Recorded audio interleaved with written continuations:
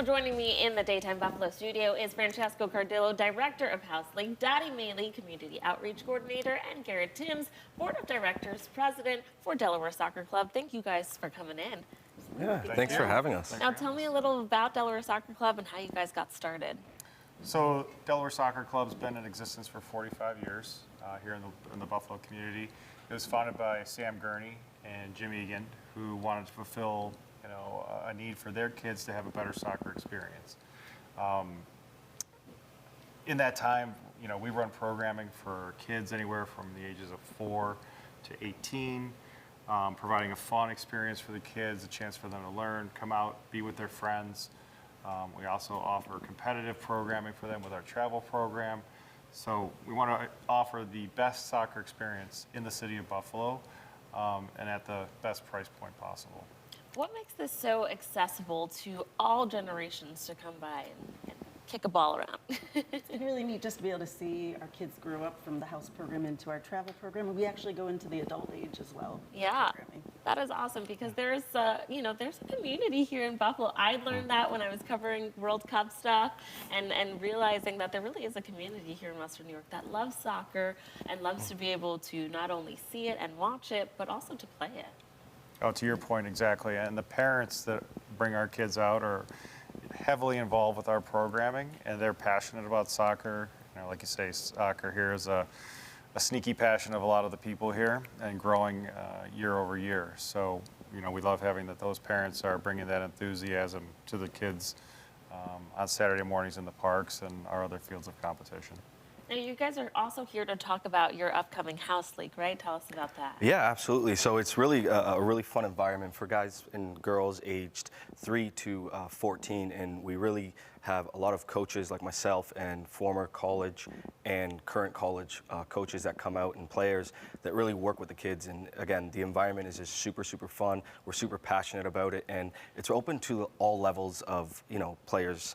And really just an environment that we really want to grow the basics and fundamentals of the game, but also helping these kids love and enjoy soccer and grow and get to that next level. Now, you guys go beyond just the fields because you do so much community initiatives, right? Tell us about that. So we've actually partnered up with a lot of different local nonprofits, and we do a lot of collections for different environments and groups like Friends Feeding Friends, Rooted in Love, and we just collected for Feed More Western New York as well. Awesome. And what are you trying to instill with your students, especially your younger ones that come to you guys? This is a family environment, and a lot of our kids, Garrett and I actually coached together as parents, played as youth as well, and just bringing that love of soccer to our kids growing all the way up to some of the kids I've coached from the age 4 on the way up to, it's been over 10 years at this point. Oh my goodness. Yeah, so it's a real family, community-based organization, and that's what really makes us special. Do you guys have any other events coming up?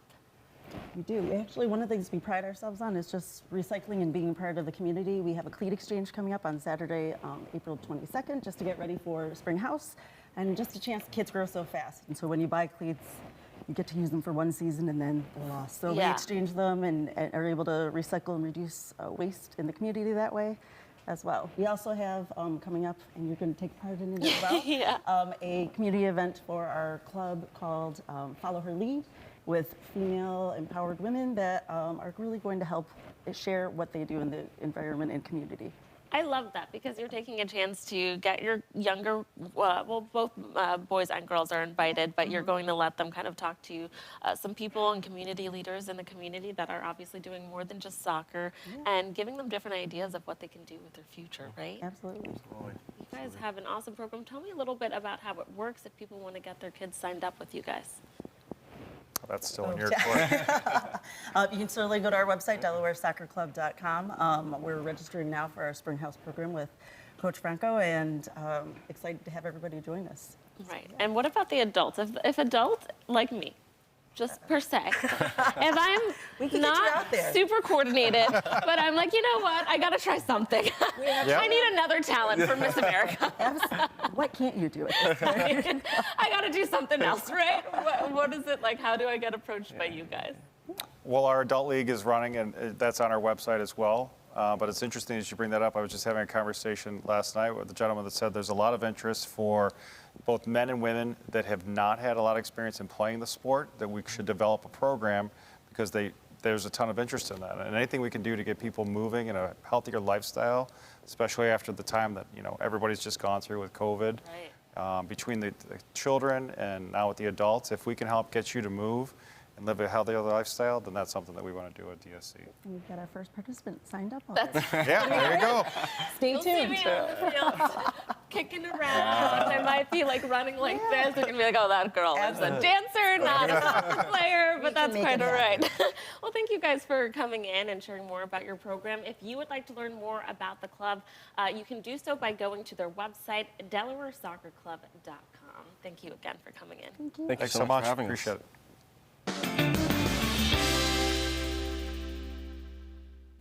Well, the concept of 4-day work week is catching on, with researchers revealing the health benefits of spending fewer hours on the clock. CBS's Ian Lee reports from London.